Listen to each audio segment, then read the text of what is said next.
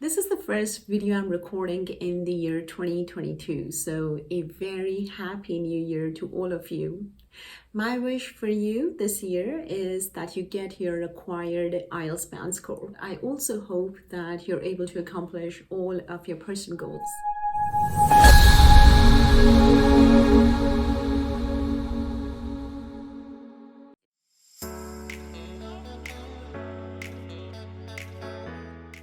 Okay, so you took your IELTS test, you're not happy with your reading score, and now what you do is you start practicing 2 instead of 1 reading test every day.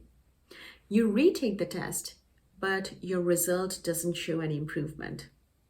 Well, technically, since you've been practicing more, you've been practicing 2 instead of 1 test every day, your score should have at least improved, if not doubled, right? Wrong. In this video, we'll see why practicing more reading tests is not the best strategy to improve your reading score. We shouldn't expect any miracles to happen simply by practicing more reading tests every day. The strategy is better suited to our listening practice because as we listen to more audios every day, our ears become accustomed to the various accents in the IELTS audios. Our brain also becomes wired to comprehending, understanding these accents better. But in case of reading, until you've figured out what mistakes you're making, what it is that you're doing wrong, practicing more tests is not going to make much of a difference. Now, I understand practice makes perfect, of course, but if you're practicing more reading tests without even figuring out what mistakes you're making, the only thing you're perfecting is your mistakes. So instead of doing 2 practice tests every day, the better approach would be do 1 practice test and then spend the other hour, the one that we would have otherwise spent on practice test 2, spend this time trying to figure out what mistakes you made and then try and eliminate those mistakes.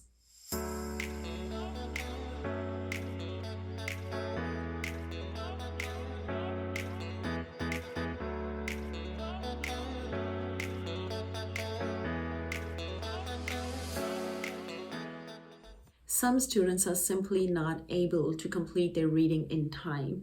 If you're someone that is able to find more correct answers when time is not a constraint and does not do too well under the pressure of doing our reading in an hour's time, you need to work on time management. I will soon do a video on time management for reading. IELTS reading essentially is a vocabulary test. Now, we don't have to read something out loud. What IELTS reading tests is our comprehension of English language. That is, how well do we understand English when we read it? So it is important that we work on our vocabulary because we know that the questions on our reading test will not contain the same words as in our passage. The words that appear in the questions are either going to be synonyms for the words in our text, or the question could be a paraphrasing of the sentences in our text. So as we improve our vocabulary, we should be able to figure out the answers to the questions more easily. Unfortunately, there is no tricks or tips to improve our vocabulary. It is not something that you can improve overnight. Vocabulary improves over time, but one strategy to improving your vocabulary would be read more often, read more and more English texts. This could be a magazine or newspaper, or I would say start reading some novels because I think they're more interesting than reading newspapers. Really, just read whatever you find more interesting. In English, of course. Reading Jagbani is not going to help you much. A lot of students misunderstand the question. Now, this could be because we're rushing with our reading and we may have missed some important detail in the question. For example, if the question says, which paragraph contains an example of a natural calamity that killed thousands of people? Now, I may have just read the words calamity, thousand, death, and I just started looking for those words in the text.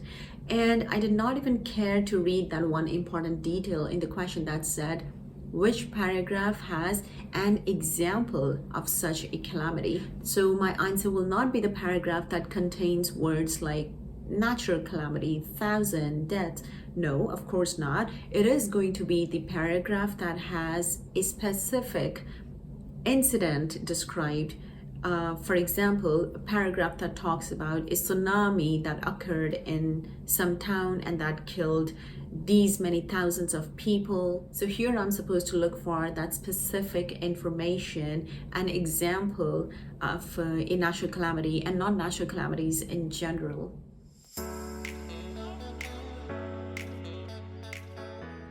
So one important aspect of answer finding is to make sure that we have found the right location. We're looking at the right paragraph and right sentences. Now, if we have a true, false, or filling in the blanks type of question, we need to look for that specific sentence or specific information. But if we have a headings, matching the headings type of question, we should avoid hyper focus. We should avoid focusing too much on the details in the paragraph.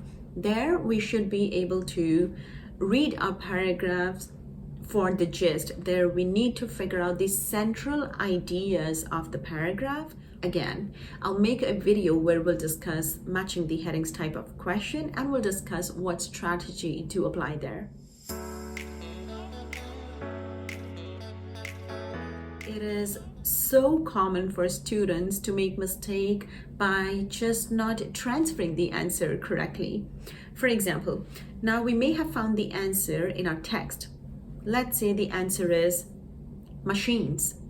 Now, for whatever reason, while transferring the word from the text onto my answer sheet, I may have just dropped the S at the end somewhere.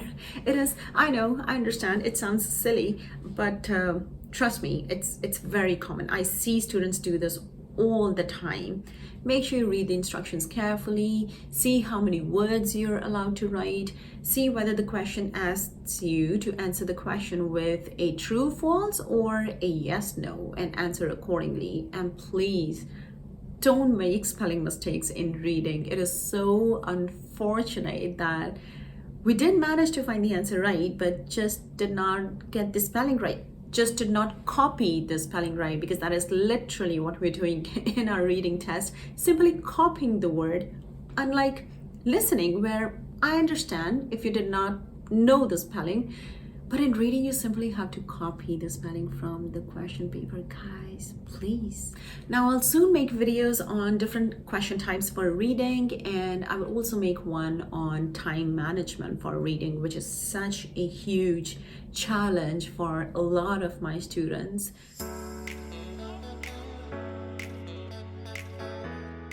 So this is how I go about the reading module in my classes. Once I've discussed the reading strategies with the students, I would now give my students a reading practice test each. And for the first 1 week, I tell them to not even look at their watch, to not worry about time at all, because always give yourself time to learn. If right from the first day you start testing your time management skills, then you're not practicing the strategies that your teacher has discussed in the class. So first, focus on the various strategies for different question types. Once you've done that for a week or so, now start to focus on time management as well, because you won't be able to do both the things at the same time. Now, when I give practice tests to my students in the class, once they've finished it, when I mark their answers, I don't only tick the correct answers, but I also write down the corrections for the wrong ones. And now I will not discuss those mistakes in the class. I will not discuss with the students why those are the correct answers. I let the students bring that practice test home with them, and they're supposed to find those answers themselves. They are supposed to figure out why their answer is wrong and why the answer that I have marked is the correct one. And the ones that they are not able to find themselves, they circle those and bring them back to me the next day. And now I will help them find those correct answers. Because if I told them what the correct answers were and why they were the correct answer, it is not really helping them because they've learned nothing from it. So first I give them a chance to try to figure out the answers themselves, and then I will tell them what the correct answer is. Now this way they're able to figure out what mistakes they're making and also what is their weak area. Is it time management, or is it vocabulary or lack of vocabulary, or is it not reading and understanding the question right, or is it, not transferring the answers carefully. So one or more of the mistakes that we discussed before. So it is very important that students are able to figure out themselves what their weaknesses is, because self-assessment is always the best way to make any improvements. Now, sometimes students say they do not have time to find the answers at home. That's okay. What I tell them is to not take the reading practice test home with them. The next day when they come back to the class, I will not give them a new practice test. I will give them the same practice test, the one that they did the day before. And today they will not do a new test. They will spend that 1 hour on finding the correct answers. Trust me, finding the correct answers, working on your mistakes and your weaknesses will do you more good than practicing 3 reading tests. Okay, now let's quickly review what we just learned. Practice 1 reading test and do not move on to the next test unless you've checked the answers for this one. Don't just try to find the correct answer in the text. Also try to see why your answer is wrong, why you thought this was the correct answer.